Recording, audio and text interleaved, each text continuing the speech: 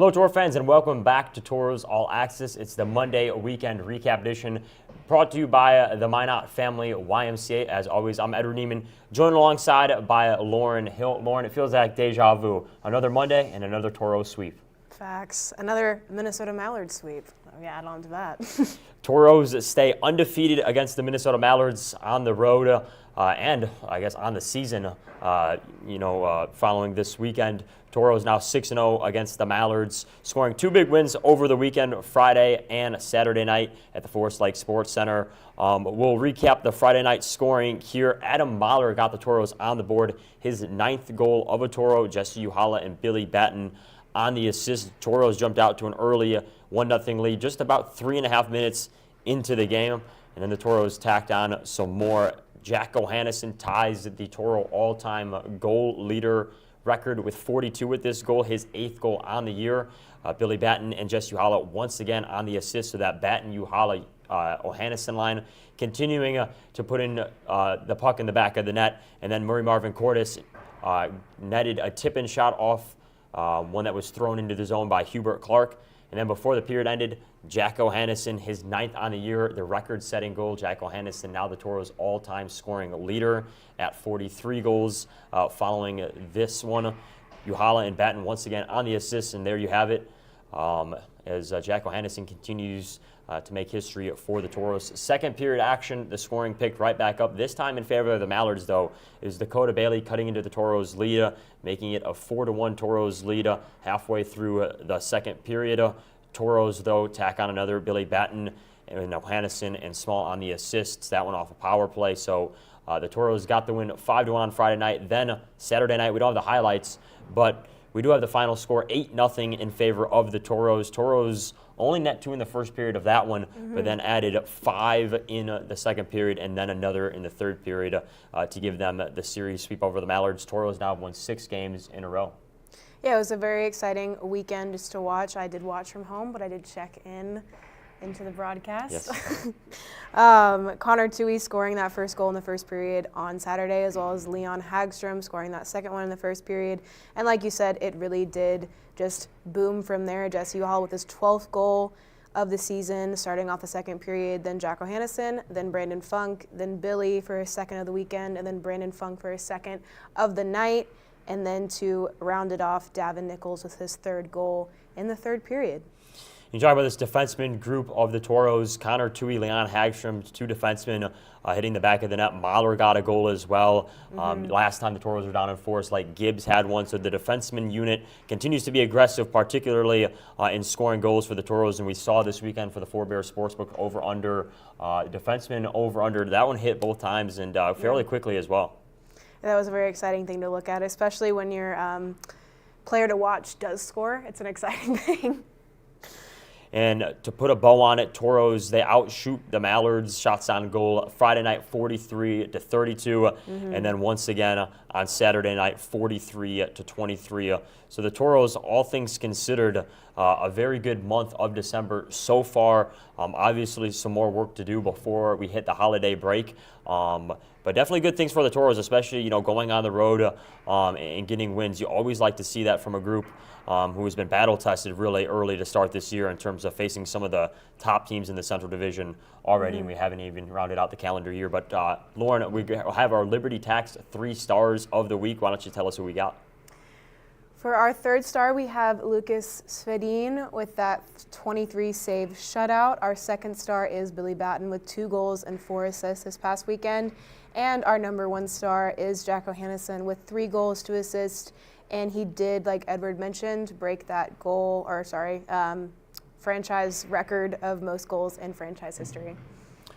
So the Toros do return home now this next weekend, December 20th and 21st. Big weekend ahead, Lauren. Very big weekend. Toros taking on the 2nd place Austin Bruins, who have a stellar record entering this one. Toros haven't seen the Bruins since early October, and that series was actually the Toros' first Central Division series. So that one was at Riverside Arena. It was coming out of the showcase. Toros did get a sweep. They outscored the Bruins 9-3 in that series. But I think a little different story coming into this weekend. Both teams a little more competitive. competitive in the Central Division race. Yeah, especially because, like Edward just mentioned, the Austin Bruins stand at number 2 in the division as we stand at number 3 in the Central Division.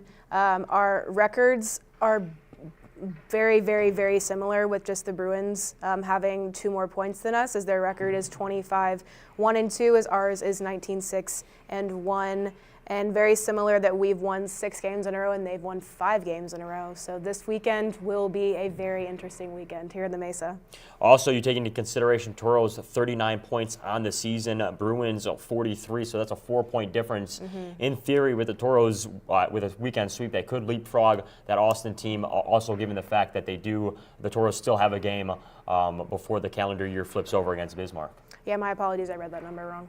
Correct me. And also, Toro fans, you might notice what's behind us, Lauren. Not only is it a big series because we're playing the Austin Bruins, but it's a big series for a variety of other reasons. We got a lot of themes going on this weekend. If you look at the poster closest to me, we have Christmas, just Christmas night themed. This next home game, which is Friday, December 20th.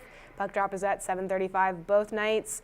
Again, Christmas, we want you to be dressed in literally anything Christmas attire, from ugly Christmas sweaters to you have a Santa outfit, an elf outfit, Santa hat. It could be as simple as that. Come in it. We want to see you dressed up for the festive holiday. And then on Saturday, we do have Star Wars night, which is going to be very exciting. We have a lot of things planned that we cannot tell you, as well as very interesting attire for possibly our team to be wearing this week. Yeah, and obviously both nights you want to be there. It's kind of, I said it on the broadcast this week, it's hard to pick one of two. Obviously, Christmas, you want to get in the holiday spirit, then also Star Wars. So it's a pretty cool night, so might as well come to both. You can buy tickets at tickets.minotauroshockey.com. Not only will it be great hockey, good themes, should be a really great environment. I don't know if there's a better place that you could be next Friday and Saturday. As always, you can scan that QR code too. That'll bring us to our ticket portal. A lot of good stuff going up on socials. Our website will have the weekend preview in the next few days, so a lot to catch up on coming out of this weekend. Yeah, we also want to mention that, like Edward said, these are awesome, awesome, awesome games to come to, as well as they are the last ones of this year. So if you want to see your Tauros before the new year, please come. Should be fun. I'm excited for it. And Lauren, I know you've been excited about it for a very long time as well. So I'll be here, of course, as always on the broadcast. But like we said, scan that QR code. You can find all the information. Weekend preview should be up sometime by tomorrow. And like you mentioned, Lauren, potentially some new alternates will be released this weekend. That's just what I've heard, though. Yes, very exciting. We can't say too much about it. But we also wanted to preview. We did shoot a video more recently that is going to be on TikTok either later today or tomorrow, but we wanted to give you a preview of it today with the team's favorite Christmas movies, and it was very interesting to film and fun to edit. Favorite Christmas movie, Frosty the Snowman. My favorite part is when Santa Claus tells the magician he has to write "I'm sorry" 100 zillion times. Go home and write, "I am very sorry for what I did to Frosty" 100 zillion times. My favorite Christmas movie is Kadonnut joulupukki. It's a Finnish movie. It's like really, it's not scary, but there's like, it's a bit scary, but it's my favorite.